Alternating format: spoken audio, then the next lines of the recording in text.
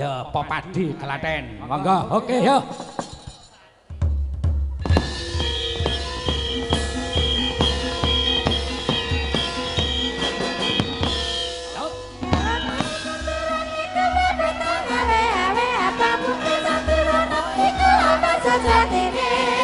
Negara kita terus merdeka kan ada dasar Pancasila. Sumati kalani tangan itulah Agustus Sasini lucutan sebutnya mulai Olopes foto pare Olopes foto pare Tomanda para maju ayo merdeka merdeka merdeka bumi kelahiranku merdeka merdeka merdeka oh tetap merdeka.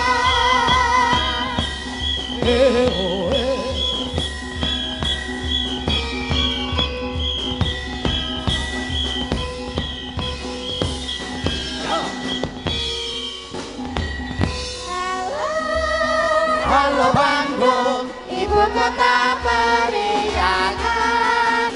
Halo, halo Bandung, kota kenang-kenangan. Sudah lama beta tidak berjumpa dengan kau. Sekarang telah menjadi lautan api, mari bersambut kembali.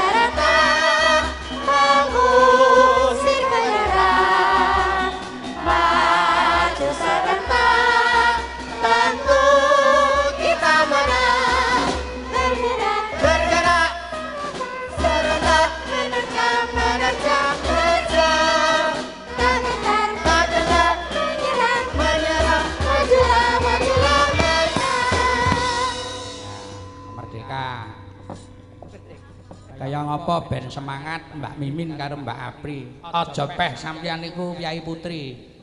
Nadyan wong wedok kudu sing semangat merdeka. Oh, nggih. Lho, aja nyepelekke karo Kyai Putri. Wong Kyai Putri iki marah rusak kok. Ha iya, iki nek wedok tenan.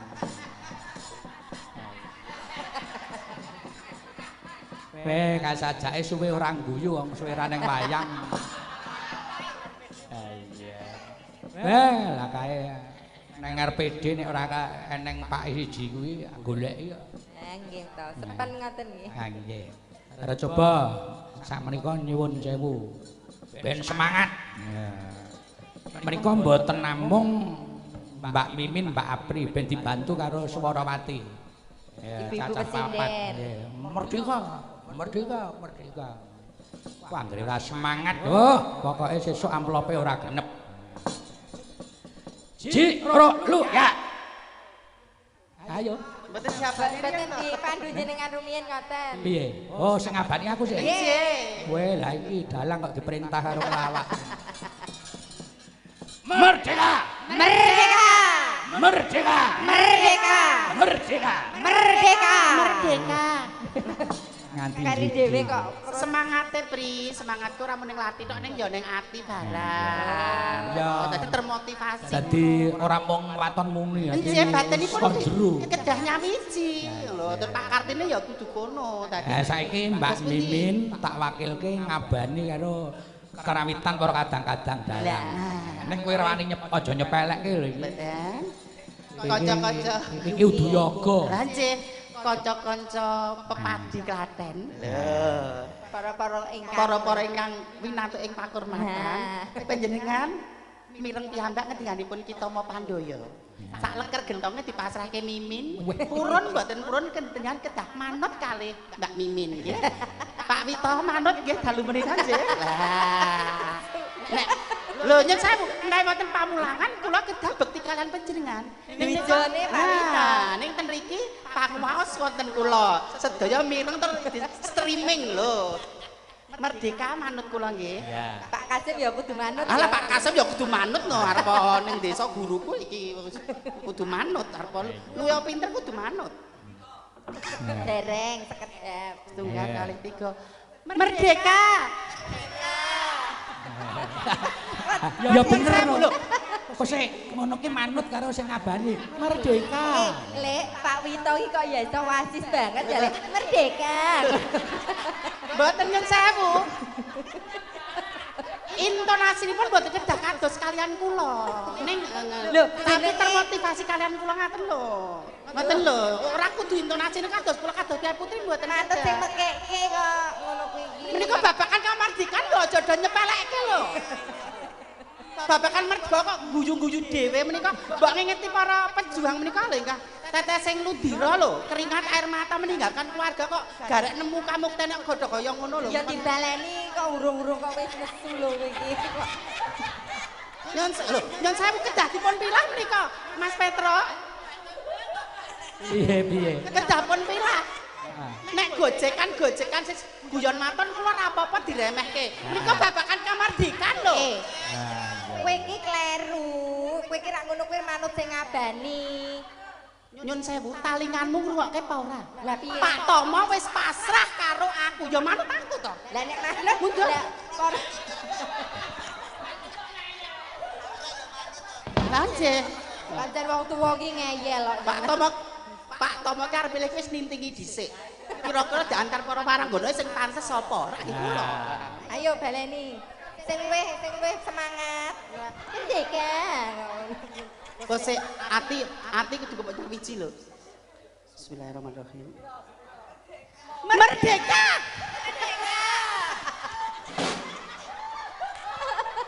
Lek Inna Allah hama asobirin. kowe arep muring-muring meneh. Rak ya suwargi Bung Karno karo Bung Hatta sing wis berjuang kaya ngono terus kok.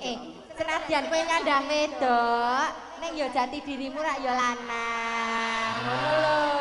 Ora usah kudu kemayu. Diketokke lanange sejatine piye? Jenenge pekek kemerdekaan. Merdeka kok terus arep diapusi ki rak ya ora to. Sembrono Mas. Alah mau sak merdeka kok kewirangan aku.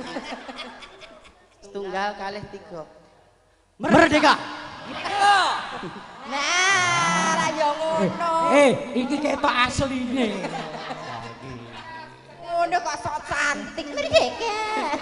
Angkah kula niku ya men madolke ngoten lho. Anu nyun sewu kanca-kanca, saiki kan eranya era streaming nggih to. Dados menika ingkang mirsani mboten wonten namung pendopo tumiyana kemawon, nanging saking denging Nuswantara malah dunia menika mirsani streaming dening Haji Sun miwah Sanggar Cemara. Dados Kabar pendopo ugi. kabar pendopo dados iso dinulat para kadang-kadang seniman. Nek seniman Klaten guyubipun kados mekaten lumantar diwan kesenian. Oh, iki dadi kemerenan wilayah liyane lho. Wayang luar biasa. Senajan to pandemi ning kasunyatan tetep berjalan. Sinaosa kanthi virtual. Klaten keren, Klaten hebat. Nah, Kota Dalang, Kota Ketoprak ingkang yogonipun dalang sedanten. Cahyane sumunar kabeh ya. Sumunar. Wis entuk saweran 5 juta ora sumunar. Aku kok Mas streaming lho Isan. Gandeng menika yoga-yoga dalang sedaya. Menika saking penyanipun Bapak Haji Tumiyono pikantuk bebingah gangsal yuta. Tepuk tangan. Nggih matur sembah nuwun Bapak Haji Tumiyono. Kepedulian terhadap kanca-kanca seniman menika Mas Petro. Kowe rasah nyuwun. Lah piye to? Rasah nyuwun wis dipenggali kok tidak nyuwun. Wis diparingi. Kowe diparingi dhewe iki dasare iki kanggo sak kanca kok. Nggih. Lah kowe kancaku padha. Anjing. Ya nggih no, kula nek ngaten iki kanca. Menika sampun diparingi bebingah saking panjenenganipun Ibu Warsini matur sembah nuwun. Dan nuwun Ibu. Ngersakaken langgam sambung wanci dalu. Sambung wanci dalu. Ya. Nyun sewu, kanca-kanca ingkang kagungan nomor WA kula ampun di-share nggih. Soale ora kabeh penggalih kanca dalang menika benten-benten. Dalange njuwiring iki lho, Pri. Piye? Sapa to? Pak Bagong Darmono. Oh. Mbok nek ngejob ki yo awan apa dina awan. Nek ngejob kok jam 12 bengi ki arep ngejob apa aku niki. Sapa? Pak Bagong Darmono. Kok ya ora nganggo blangkon barang yo ngopo aku yo ngopo. Yo ketua nek niki asas kemerataan, persamaan ora kok ngijeni ngoten. Nyun sewu sinasa panjenengan yo sok ngajak kula. Ampun sadurunge gojek karo Mas Bagong. Iki mau ujube wis entuk loro to. Lah iki ujub kang telu iki rak wulane wulan sura. Jeres. Tirakatan tanggap warsa, ya to. Ya kuwi ing tahun baru Hijriah utawa tahun Jawa wulan sura. Ngelingi aku karo pirak wong Jawa to. Nggih. Ya, mengeti tanggap warsa. Iya. Tahun pira iki, Mbak? Tanggap warsa wulan Muharram tahun 1442 Hijriah. Kanthi tema hijrah dengan tujuan ya toh. Yang tahun kemarin belum baik. Semoga tahun 1442 ini akan menjadi lebih baik. Amin. Sing tahun wingi durung do kersa wayangan, muga-muga tahun iki do kersa wayangan. Amin. Sing penting corona supaya enggal ilang saka jagat raya iki, ya ta? Tanggap warsa satu sura tahun 1954 Jawa utawa Saka. Ya ta? Wulan Muharram ya kuwi uga sinebut sasi sura. Lah sura kuwi tegese wani saka tembung asura utawa Muharram tegese kemenangan, ya ta?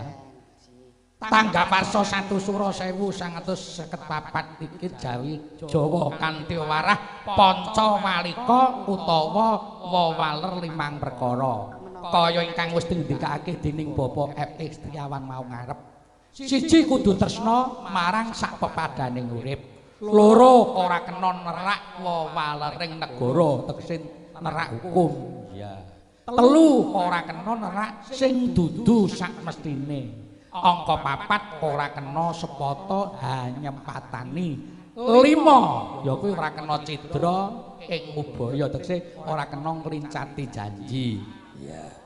Ora butuh rowang, ora butuh mungsuh, butuhe mung kabecikan. Ya wulan sura iki jarene wulan sura iki nek cara mbiyen jare nggo duwe gawe ora entuk, Mbak. Ning jane sasi sura ki sasi sing becik. Wong nek jaman keraton biyen sasi sura ki gandeng sasi apik sing menang gunake mung para ratu. Nah ya ning jane entuk to, entuk. Luwih-luwih go duwe gawe wayangan. Wah, iki saya entuk meneh. Tur nek sasi sura ki wayangan golek dalang sing singkatane STP. Apa kuwi? Sutama Tama Pandaya. Menika tambahan menapa nggih wonten anu menipun, tuntunanipun. Kula niku iso ngeten iki pun kanugrahan. Nggih. Aku ki ya umur agek pira ya. Iya. Ning ya saya tua. Ya nek ngurmangsani iki ya.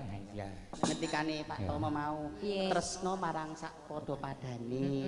Aja nerak angger-angger utawa wewaler, aja sepata. Nek janji aja nganti ingkar. Ditepati. Lho, soalnya wong sing janji ingkar kuwi ciri-cirine wong munafik. Lho, ning agama ya itu nggon jawane ya kecandak nek ngono kuwi, Pri. Kowe mula nek janjene aja sembarang, peh rupamu ayu kabeh tok janjeni, kabeh tok tresnani. Lho wong lanang ki ringke nggon babakan ngono kuwi. Ning sowan mrene iki semune ya upama dikeparengake ngono ya nyuwun. Nggih.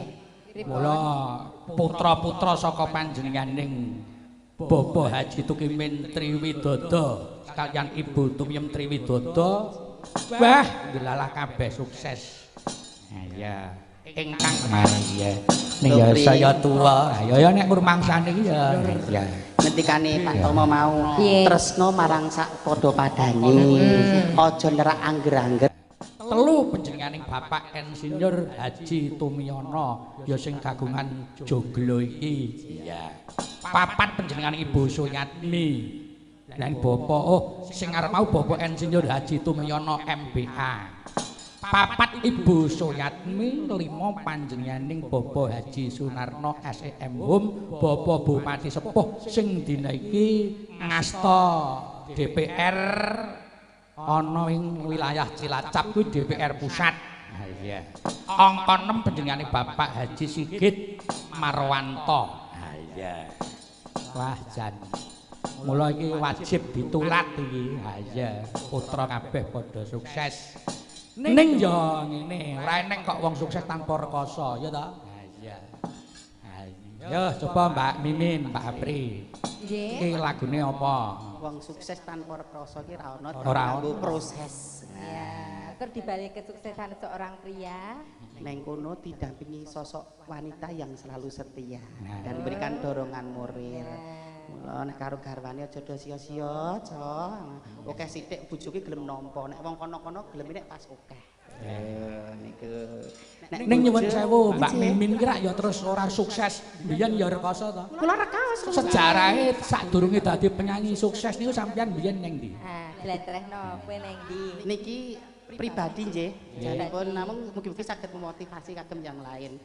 2008 ngantos 2012, 2013 lah awal kula tasih ngamen wonten margi lah wonten pasar Jatinom ngaten lah wonten bis lan saturutipun. Kowe ning Bangjo biyen. Bangjo nggih, Bangjo Galpanan kok ngene kan Pri? Galmas kok Galpanas. Aku ki capet-capet ana Saptol PP biyen kaya nggaruk kowe ta. Nggih ning kula malah apal. Piye? Mbak Apri sejarahe Mbak Mimin gek wah nek gek urung ning Satpol PP ngono nggih nami kula. Terus bareng digaruk polisi kok kula Mimin Pak ngono piye? Ngeten to. Nawi tesih sonten ngoten tak terus namanya siapa Mbak Mimin. Mimin Saputri. Mbasan Satpol PP Dugi niku terus Pak kula Sukimen Pak. Ketok lenange ya. Namun kula menika rumen ngantos jadwalipun Satpol PP lah apa lho Pri? Piye to? Dadi nek ngamen ning pasar ki harus setelah jam 12. Nek pasar kota kan ngantek sore atau dadi nek di bawah jam 11 ki mesti jekno Satpol PP. Dadi aku ngamene kampung sik mubeng. Kowe ngamenmu nganggo gaman apa le? Icik-icik tok no sama semono. Coba. Nah, ora coba saiki dipraktekke sih, dipraktekke. Dipraktekke lho, totalitas kok jare. Apa iku ya ora aku dipraktekke, menangane motivasi ya. Nyun sewu Bapak Tumiyono, warsine nggih wong jenenge Allah Bri. Ning yo ampun didelok eleke nggih menika kagem sejarah kemawon. Jas merah jangan pernah merupakan sejarah, makanya sejarah Mimin ngono. Sing kandha eleki sapa? Lah kanca-kanca urung Sampeyan iki eleke ra anu. Wong sampeyan iku pawakan Sri Gunung. Lho, Gunung Pandoyan niku pripun ta? Pawakan Sri Gunung. Nek ditonton saka cedhak kuwi elek. Ya. Ning nek ditonton saka adoh ya elek. iya kok ora ono. Pun ngeten mawon Min bosok ngeten mawon parapin. Ora pawan Sri ngupit ngono kok. Ayo. Mangga. Piye praktekno dhisik jaman ngamen. Selak ijo. Boten. Adowel, sukanya adowel. Terus. Lah, Mbak Mimin ki gak isih ngamen ki. Cah napa kuwi gembolane mik lho. Biyen ki fotone ngene iki. Iki fotone Mbak Mimin tahun pira kae? Menika ra nggih masa jahiliyah, masa kebodohan, dereng mudeng napa-napa. Saiki wis dhewe wis diopeni Pendopo Tumiyono. Banyak wis diopeni kanca-kanca Dewan Kesenian kok ya masa. Iya matur nuwun kanca-kanca pepadi. Nggih, sedaya difasilitasi. Tiada mungkin. Satu pondok ada dua cinta, tiada mungkin satu ranjang ada tiga nyawa. Maksudnya ngene lho, tiada mungkin satu ranjang ada tiga nyawa. Sing artine nek iso jangan berpoligami. Nek adil ora apa-apa. Nek adil ora apa-apa. Duwe siji bojo siji etuk, loro etuk, telu etuk, papat etuk. Nek adil, nek ora adil ya siji wae timbangane anu bojo keh ndeder kiri rak ora prayoga lho. Lah aku petuk kowe kok agek saiki ora wingi-wingi. Aku kebacut. Pripun, Mbak? Pake pun Kowe ngandani, ini kok ora wingi-wingi ya. Upama wingi ya tak gugu, wis kebacut. Nek pun kadung mboten napa-napa digenepi papat kalih kula. Nah, lebih baik. Apa iki? Wes Wis to. lebih baik aku digilir cinta daripada harus digilir masa. Aku wanita, dia pun wanita, takkan mungkin cintanya dibagi dua.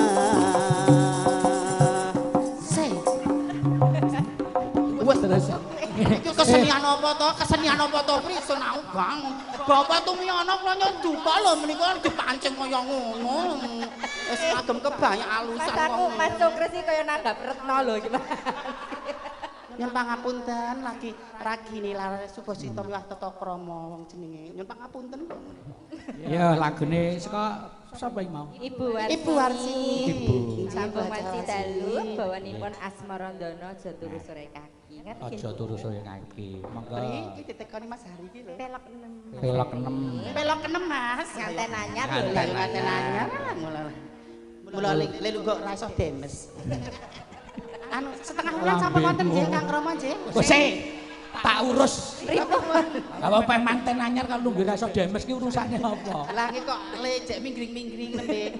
Kalih minggu dereng wonten nyanggenipun Rama dereng. Kandhanono seminggu ki penake ping pira apa piye ngono kae lho, Lek. Aja penake. Lah piye? Ngomong harus berdasarkan ono dasar hukume, faktane, aja mung waton procos. Ya mula kandhanono. Menurut anjuran dokter utawa kesehatan, minimal kumpul bojoki minimal seminggu 3 kali.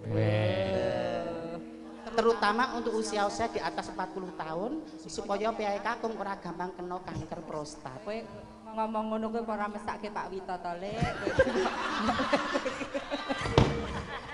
Nyon iki perkecualian aku ngomongke secara umum kok tak tunjuk siji-siji lho. Mbok menawa sampean kersa anu nawake apa piye ngono. Nyon jauh menika mboten nyebat penjagahan lho, menika kula menika himbauan saking dokter ngoten lho. Pak Wito ya piyane kabeh do kene kok malah aku. Ayo Pak Mulidan diaturke. Mangga. Sesuk pados pripun Pak Lair. Ayo nak.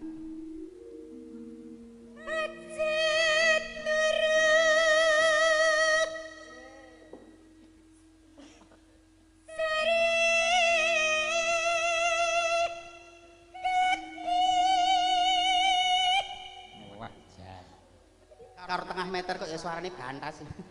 Iki jane pesinden apa kenek. Wonten buangane angin. Pak Wito kuwi nek Mas Wito nek ngendika kok mesti ngono kuwi lho.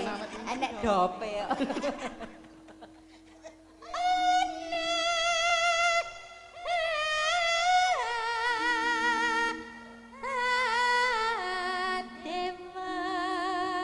Ngangklang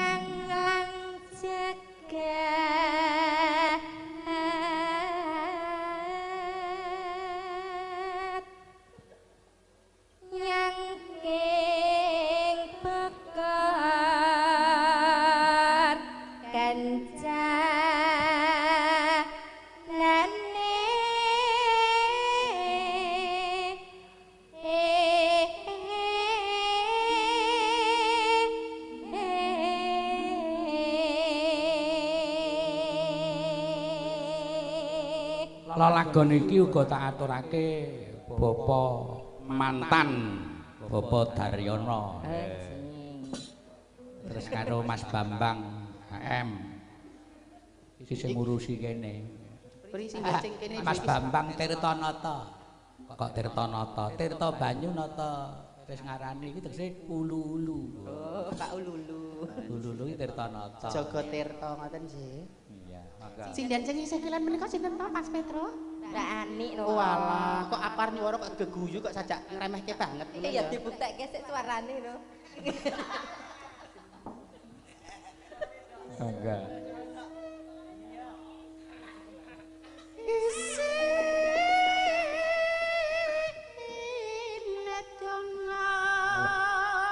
Sae to. Besar papek.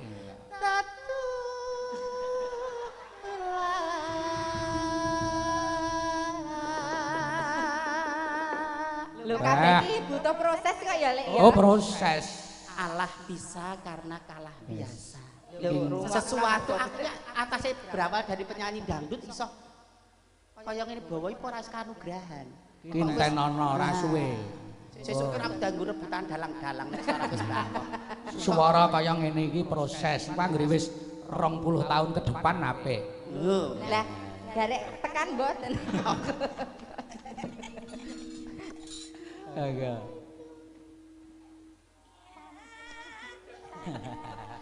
sandang lawan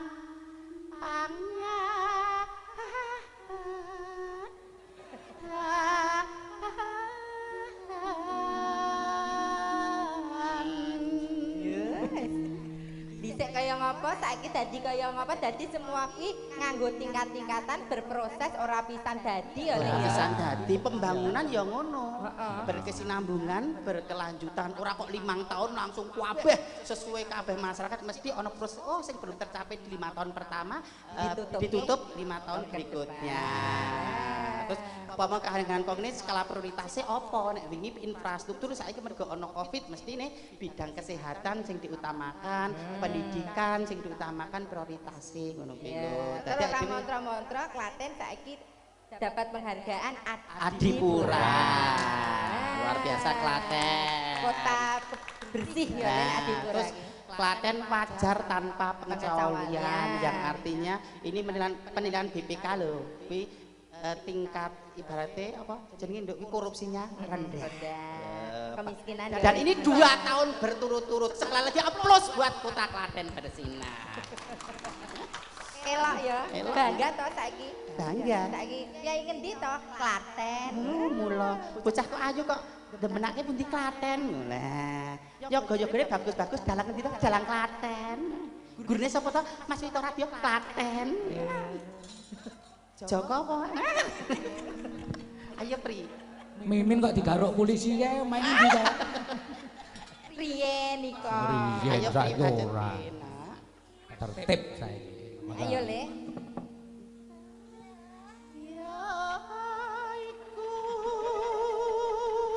Proses kok. Proses kok.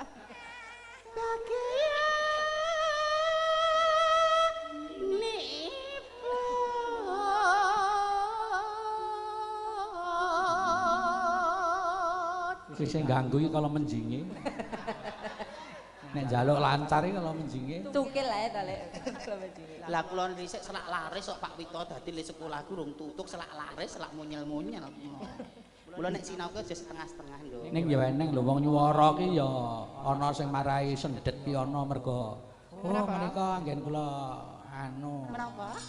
Apa kuwi ngangge kolor kekencengan waduh ngene-ngene iki dadi tersendat-sendat. Bareng amur meneh Mbak sakniki kok anu suarane lancar.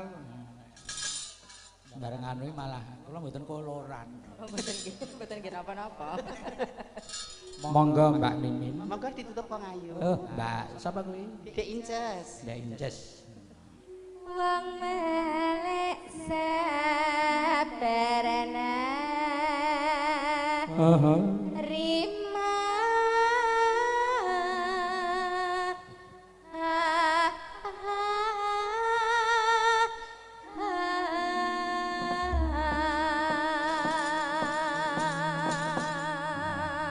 Ya monggo.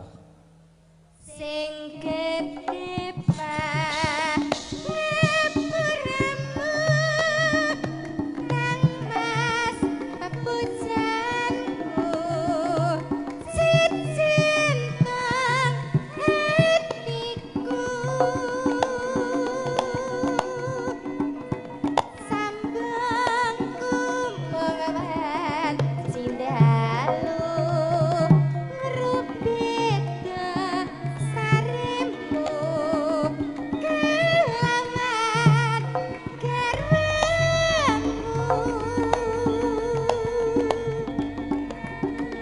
Kang Mas Kang merati tesake murid lestarine HP pirantine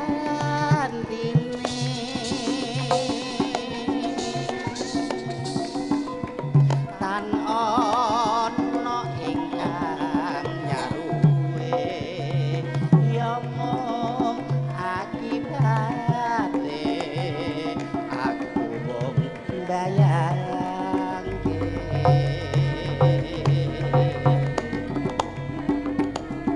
Remuk ingat niku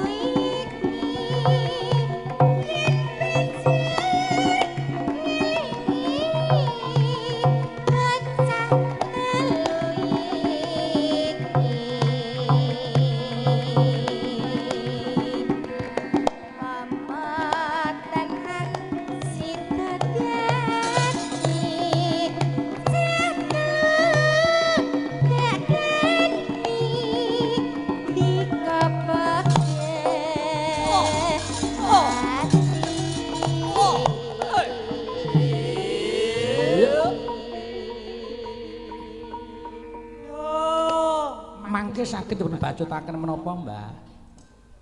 Derek rencang-rencang monggo. Apa? Ya Menika dipun sragenaken ugi saged. Niki? Nggih. Oh, nggih. Nah, ya coba. mindah boyo yen sida urip lan andika mesti bagya mulya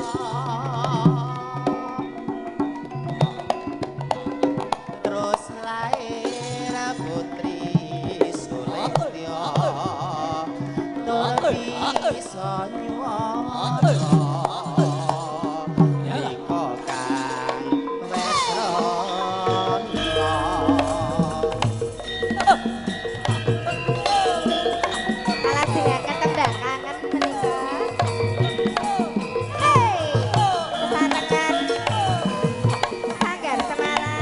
Haji Sun kabar pendopo lan streaming asik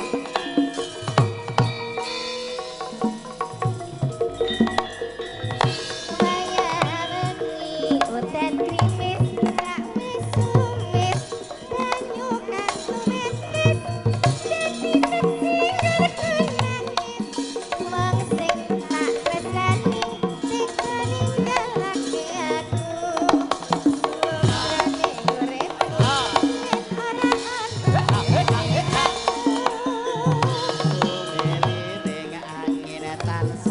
Dudut kalamu rasa kata angkat agawe lara dadaku lewat tembang kanan muga bisa dadi tombo kangen iki nandang guyu rino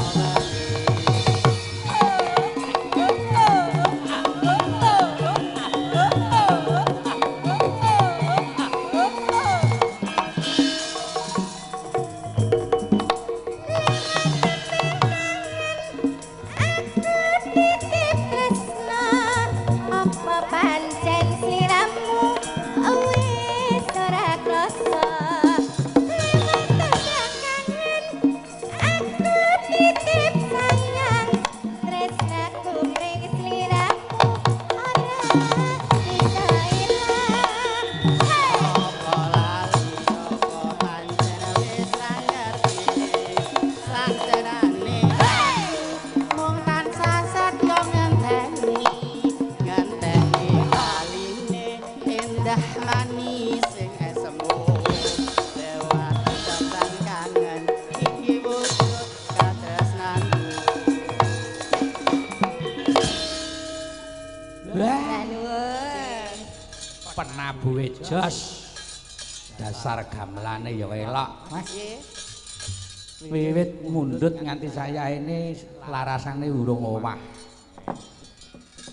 Wah, jan gamelane elok.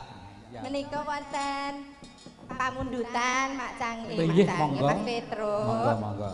nyalik nggih aku le macake ya nak diwaca 43 Dik Nggih, menika wonten anu menapa menika pemberitahuan, namung pemberitahuan. kenapa Hari ini COVID-19 satu pasien positif sembuh, tapi ada ya, penambahan 4 pasien positif. Dengan demikian jumlah pasien positif hingga saat ini Total 206 orang, 152 orang di antaranya sembuh, 45 orang masih dirawat di rumah sakit, dan 9 orang meninggal dunia. Untuk pencegahan COVID-19, marilah kita disiplin protokol kesehatan lho. Iki ora entuk baen-baen lho, iki ora kena sembrono lho. Mula kudu hati-hati. Kedah ingkang waspada. Wedi etuk ning kudu waspada, jangan takutan yang berlebihan. Nek keweden berlebihan tanpa melakukan paribasan protokol kesehatan, akhirnya mung wedi-wedi imunitas tubuhnya malah turun, malah gampang kena leloro apa wae. Sing penting nyenengke ati. Nyenengke atine. Menika wonten atensi saking panjenenganipun Bapak Haji Yoga Hadaya Sarjana Hukum. Oh, Bapak Yoga. Bapak bakal calon wakil bupati Kabupaten Klaten. Nyalik. Nggih. Ngersakaken lagon menapa menika? Bapak Yoga monggo. Namung atensi menika cari caos bebingah menika kagem rencang-rencang. Monggo Mas Petro panjenengan tampi. Mbok yo ora usah repot-repot lho. Menika. Oh nggih, matur nuwun. Niki ya mong gawake lho iki aku. Lho nang kene iki diaturke anu cacih darane. Nggih, matur nuwun, matur nuwun. Monggo diaturke monggo. Yo. Ya. Pripun Putra Nuswantara? Putra Nuswantara urung diaturke lho. Penaturaken. Upama iki upama. Upami Nyuwun berkahe kadangku Ki Bagong Darmana ngono nggih. Anjelah. Syukur kepareng ngaturi Bapak Sunarno. sekalian Bapak Haji Tumiono ngoten. Cocok nggih? Cocok. Cocok. Monggo Bapak. Yo, Mboten ngirangi raos kurmatipun. monggo dimetaramke sih, Cok.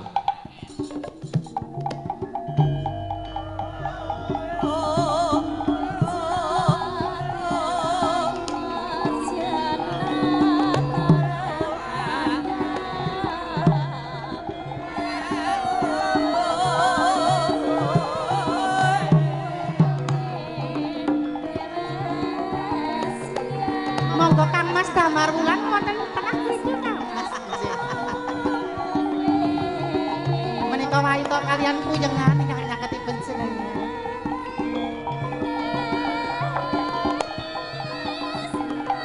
Bapak Haji Sunarno.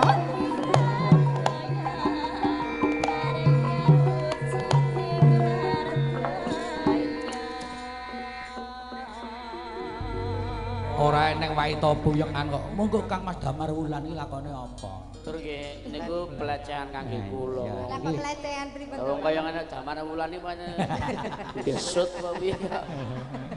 Lah nek Lah waita pripun? puyengane kok ngeten niku. Lah nek mboten Damar Wulan napa entit? Aku yo aja didapuk ketoprak wis luput. Ngeten lho, dadi karepe ngeten lho. Wong iki apa anane? Nah, Oh, ngoten. Apa anane ora ana apane?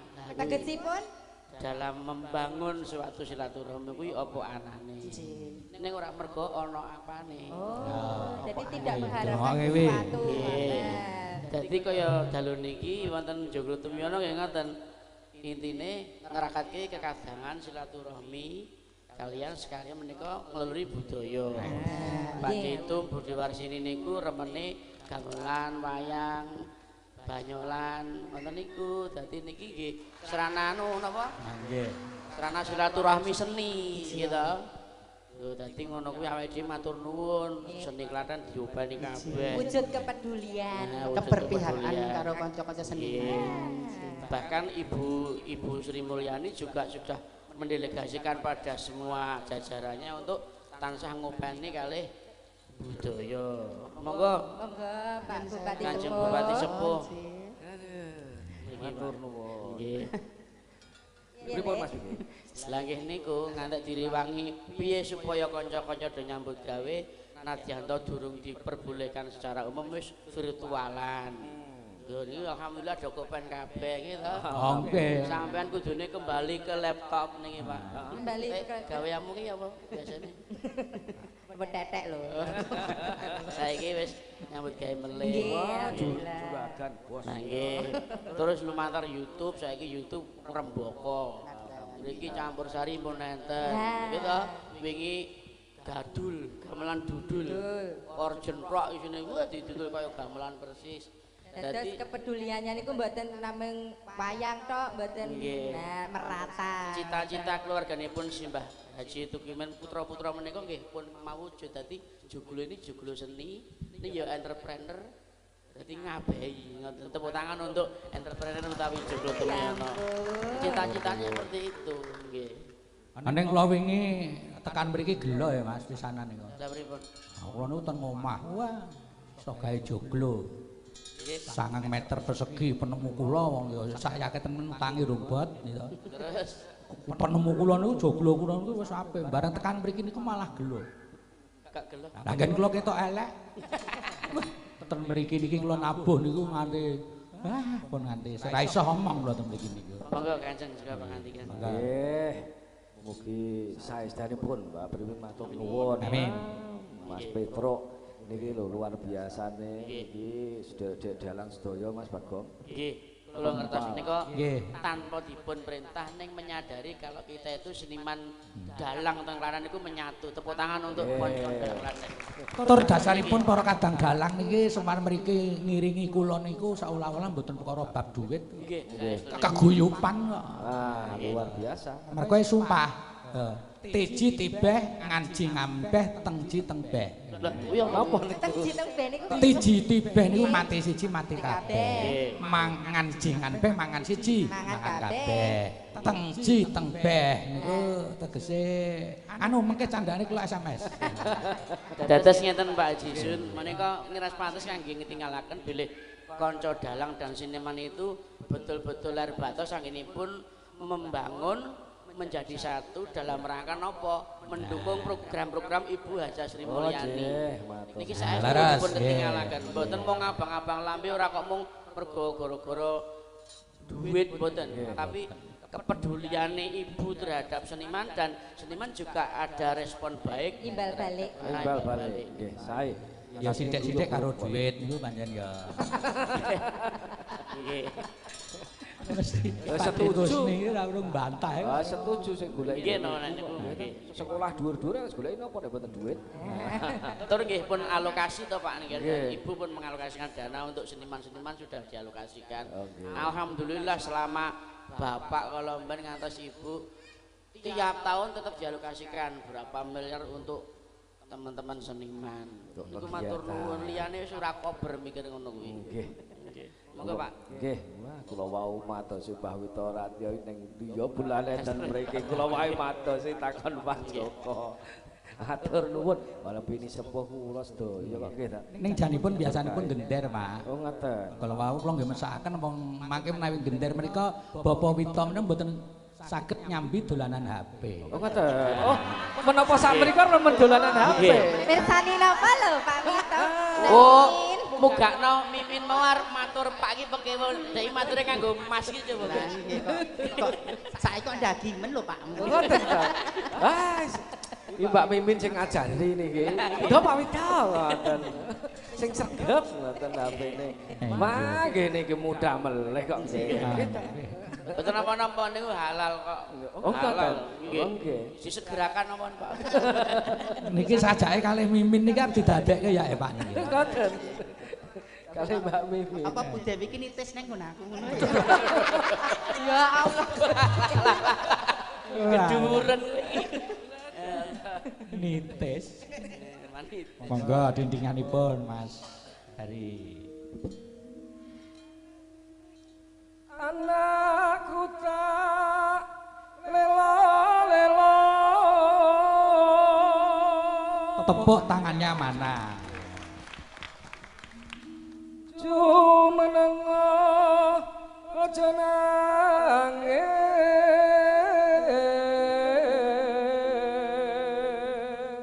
Kanca-kanca kerawitan menika dipun paringi tambahan gangsal yuta. Nggih. Matur nuwun. Mbah nuwun, Pak. Nggih. Angger kowe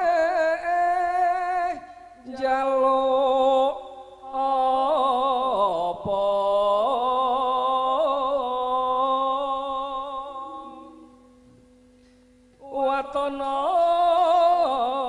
aja pijer nangis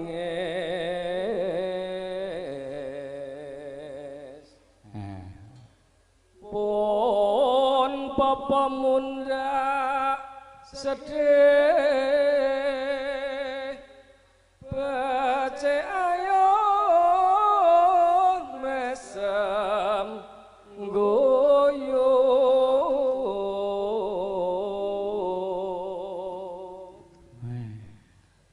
angger tak kudang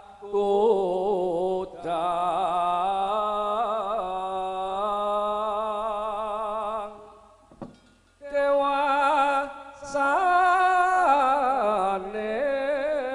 jabang bayi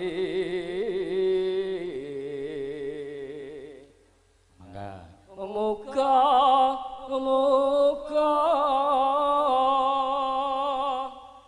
dadi bocah kang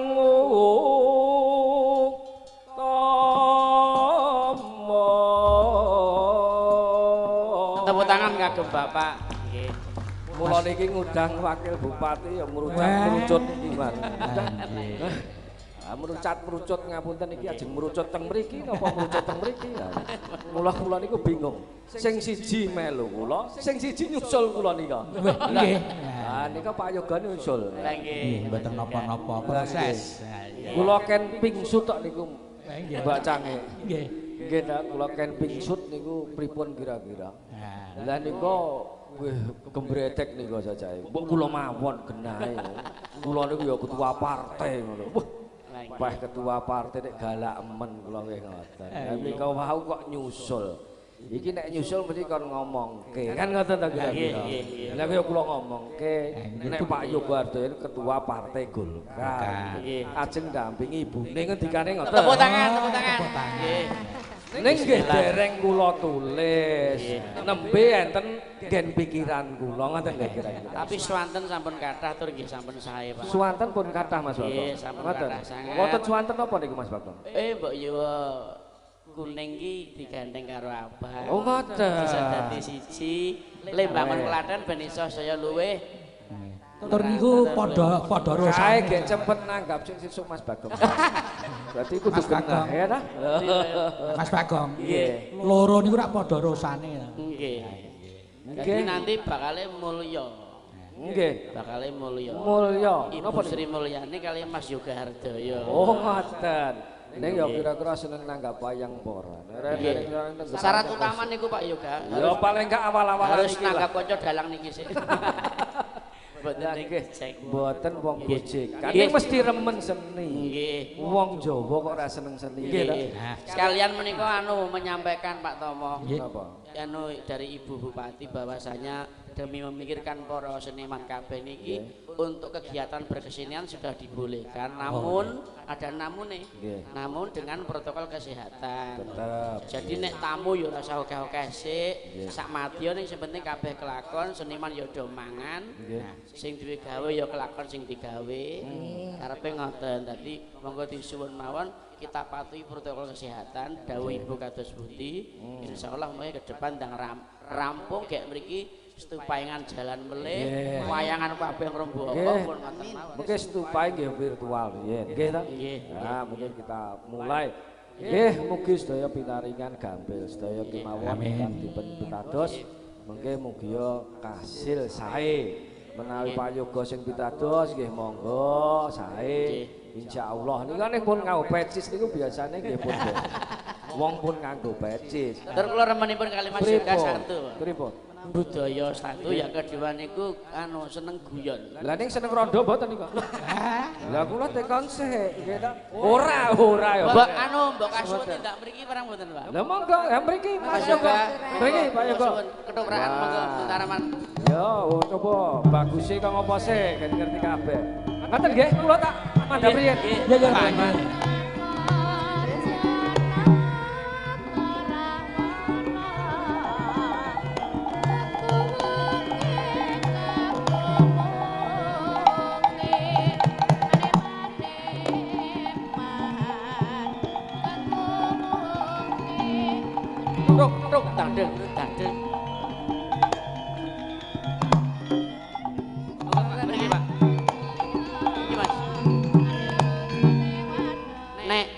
pejabat liya. Nggih. Usah buka nek karo Mas Yoga niku santai. Oh, dadi Beliau iku ndak pengen terlalu kenceng nggih. gitu, Pak. dados santai. Santai. Iya. Sugeng dalu Pak Yoga. Dicedhaki. Mbak. Sugeng dalu Pak Yoga. Pak Yoga. Dagekke sik to, Lek. Ngendikanipun Bapak Sunarno mau seneng rondo ora? Mboten senenge karo Mimin Apri. Seneng nangga. Seneng nangga. Ngape ora seneng rondone. Pilih jendalu monggo paring pangandikan. Mbok menawi badhe wonten ingkang dipun aturaken kasumanggaaken monggo Pak Yoga. Nggih, kula ndukung program Bu Bupati. Tinggi nggalake kesenian kebudayaan teng Kabupaten Klaten. Nggih. Sing kondang niku rak Solo. Enten Waljina, enten Didi Kempot. Nggih. Klaten nembe Mbak Apri karo Mbak Mimin. Dalam Mimin sih. Ning kondange urung internasional. Mboten nom alon-alon mengke panjenengan ngampi-ngampi sih. Wah, kabotan kok. Oh, Kowe percaya ra ngono kemayu kene koyo arep gecek-gecek. Mbok Takono lho kumbalung-kumbalung kemayune ngono gecek tenan ngono. Cemulek ngoten ya, Pak. Monggo, Pak. Mbok Mas Bagong nyetak maestrone ling ganteni Didi Kempot nang Klaten. Oh nggih, insyaallah mengki dikelumpukke kanca-kanca. Lho, menawi wonten bidang karawitan sampun, Pak. Pak Wito. Nggih. Pak. Menika sampun kuatah karya-karyanipun bab Maestro. gamelan niku sampun wah Bahkan ada beliau sudah duanya mendunia. Tepuk tangan untuk Pak Wito. Delegasi. Mendunia lho Pak niki. Sudah jadi delegasi dunia. Kripto Lagon Klaten bersinar karawitan menika Iswito Radio. Nggih. Menawi panjenengan dereng pitados. Kondang kaya Didi Kempot. Nah, Lah inilah tugas panjenengan. soalnya napa Pak dari dulu itu kan yang namanya hak atas kekayaan intelektual kan belum begitu di masa utawi dipun rembak lah sak menika wontenipun YouTube sudah mulai dipikirkan hakim menika. Lah niki inilah nanti kita akan kelihatan bagaimana maestro-maestro Klaten berkarya. Kata sangat ning tetap kota budaya, Pak. Kota budaya. Loh, kita hapus image itu. Jane enten le gadah bakat. Sinten? Dadi seniman kondang niku enten. Sinten? Haji Sun. Oh, nggih. Nggih, sakniki remenipun ngajeng mic, lajeng pakai headset, cover lagu. Nggih. Senenge mung ngrungokke sakniki. Lah nggih. Mboten pura nyanyi. Nggih. Menika lagunipun menapa? Monggo ngersakaken Monggo tembang mangke apa? anu kula derek anu mawon. Nggih. Makilke Mbak Mimin. Oh nggih, Putra Nuswantara. Putra Nusantara. Anu, iki bagi-bagi gawean. Monggo. Iki Mbak Ani undung to iki mau. Derek. Nggih. Iya, iki sing nyuwara Mbak Sampun Ani. ngaten nggih Pak, kula nyuwun pamit. Oh nggih. Nggih. Sembah nuwun Mas Pak Bagong Yoga. matur nuwun. Terus anu, Mbak Mimin karo Mbak Apri anu apa kuwi beksa ora apa-apa.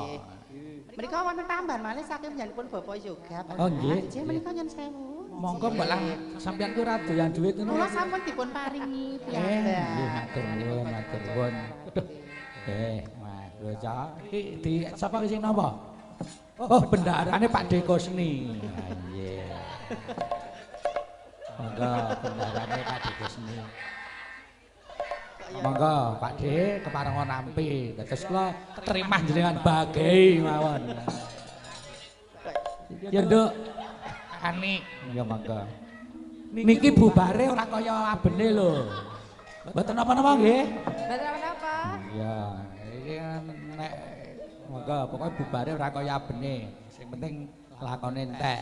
Pak Kasim niku Gus Salim mampir sauto wae. Kaya ganti haluan ngoten lho, Pak. Yo, Hafalan. Nduk Ani, ya monggo.